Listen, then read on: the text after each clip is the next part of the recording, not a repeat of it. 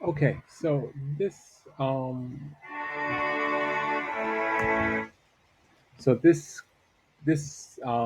video is just going to look at the cell theory questions that I asked you in Socrates, and just kind of go over what the answer key said, and then look at kind of one example of me grading it, and then I'm going to have you pick one of the other ones to look at. Okay, so I put all 11 different answers here.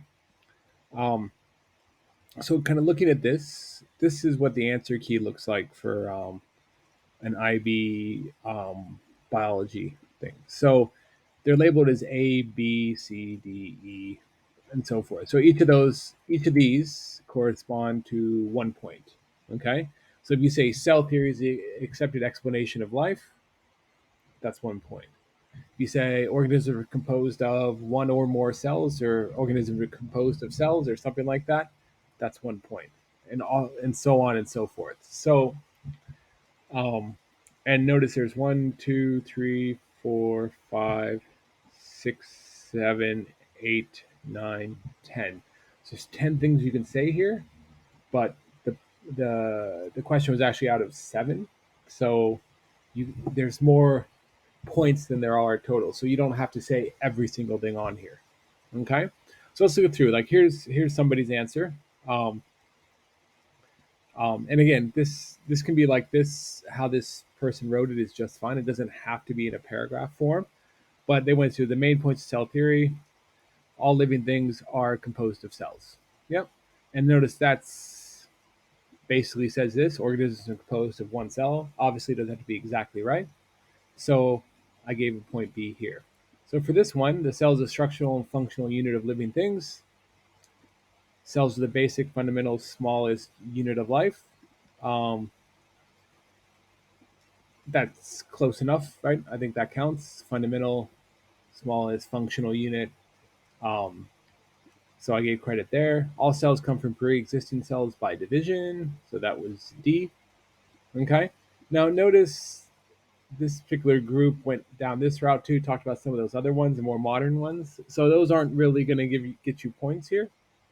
Um, so I kind of cross those out as like as those are things that um, yes, they're true, but look at this. Probably focus on just the three the students put here, right? And then we go into limitations. So limitation is that few cells challenge this idea. All right, so striated muscle cells has many nucleuses and big in size. I don't know why that's in parentheses, but this is an English class, so it gets credit for it, right?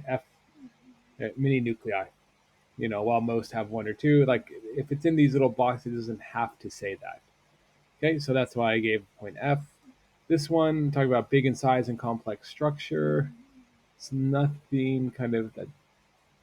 Um, the giant algae have a complex singular structure. Sorry, I missed that one. Um, yeah. I mean that could be done. So that would be another point there. So that is point G. Um,